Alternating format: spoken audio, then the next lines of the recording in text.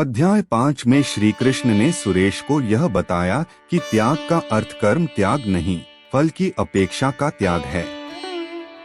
उन्होंने समझाया कि ज्ञानी व्यक्ति सभी में परमात्मा को देखता है और कर्म करते हुए भी बंधता नहीं, जब वह कर्म ब्रह्मा को समर्पित करता है। स्थान: सुबह का एक नया दृश्य। सुरेश अब शांत नदी तट पर नहीं, एक पहाड़ी की चोटी पर ध्यानमग्न बैठा है।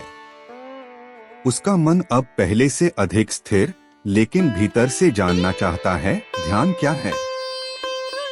सुरेश मन ही मन सोचते हुए, कर्म और ज्ञान के मार्ग की झलक मिल चुकी है। लेकिन प्रभु ने कहा था, मन को स्थिर किए बिना आत्मा को जाना नहीं जा सकता। क्या वह अवस्था संभव है? क्या मैं भी उस एकाग्रता को प्राप्त कर सकता हूँ जहाँ केवल परमात्मा ही शेष रह जाए? जैसे ही यह विचार गहराता है, सूर्य की रश्मियों के साथ एक बार फिर दिव्य प्रकाश फैलता है। श्री कृष्ण प्रकट होते हैं, शांत, तेजस्वी, करुणामय। संवाद प्रारंभ। श्री कृष्ण स्मित भाव से, सुरेश, आज तुम्हारा मन एक उच्च मार्ग की ओर बढ़ चला है, ध्यान का मार्ग। और यही मार्ग मैंने अर्जुन को भी बताया था, ध्यान योग। सुरेश नम्रता से, प्रभु, क्या केवल ध्यान से मोक्ष संभव है? और ध्यान कैसे किया जाए?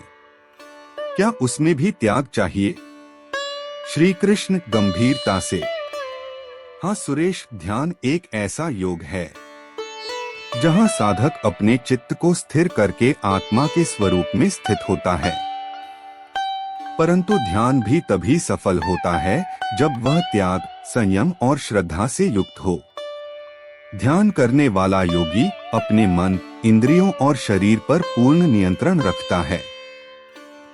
तभी वह आत्मा के साक्षात्कार की दिशा में अग्रसर होता है। सुरेश, प्रभु, क्या कोई गृहस्थ भी यह ध्यान कर सकता है?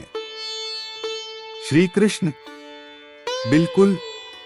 ध्यान योग किसी स्थान या वस्त्र पर निर्भर नहीं, यह केवल मन की स्थिरता और समता पर आधारित है। मैंने अर्जुन से कहा, अनाश्रितः कर्मफलम कार्यं कर्म करोति यः, स सन्यासी च योगी च न निरग्निन चाक्रियः। श्लोक 6.1। जो व्यक्ति कर्म के फल पर आश्रित नहीं होता और अपना कर्तव्य करता है, वही सच्चा सन्यासी और योगी है। सुरेश जिज्ञासु होकर, ध्यान के लिए क्या विशेष स्थान, समय या विधि चाहिए प्रभु? श्री कृष्ण, ध्यान की विधि सरल लेकिन अनुशासित है। शुचौ देशे प्रतिष्ठाप्य स्थिरमासन्मात्मनः, नात्युच्छ्रितं नातिनीचं चैलाजिन कुशोत्तरम्। श्लोक 6.11। शांत स्वच्छ स्थान पर आसन लगाओ, न बहुत ऊंचा न बहुत नीचा। फिर समकायशिरो ग्रीवं धारयन् नचलं स्थिरः, संप्रेक्ष्य नासिकाग्रं स्वं दिशश्चान्वलोक्यन्। श्लोक 6.13। पीठ, गर्दन और सिर को सीधा रखो। दृष्टि नासिका के अग्रभाग पर स्थिर करो। फिर धीरे धीरे मन को सारे विषयों से हटाकर आत्मा में स्थित करो। सुरेश ध्यान से सुनते हुए, प्रभु, लेकिन मेरा मन तो अक्सर भटक जाता है। श्री कृष्ण स्नेहपूर्वक, यही सबसे बड़ी साधना है सुरेश। यतो यतो निश्चरति मनश्चंचलम स्थिरम, ततस्ततो नियमैत दात्मन्ये वशं नयेत। श्लोक 6.26।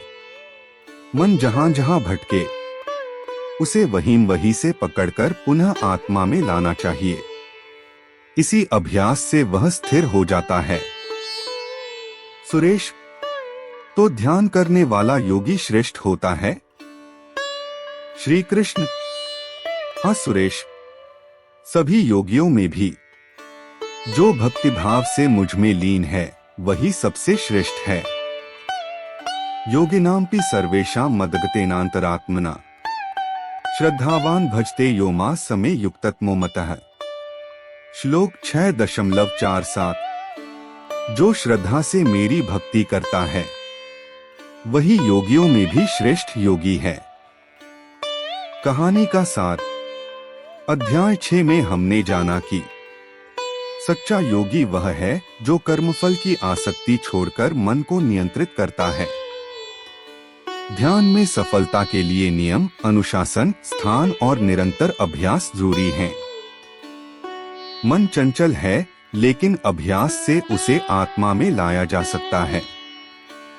सभी योगियों में वह श्रेष्ठ है जो श्रद्धा और प्रेम से भगवान में लीन हो।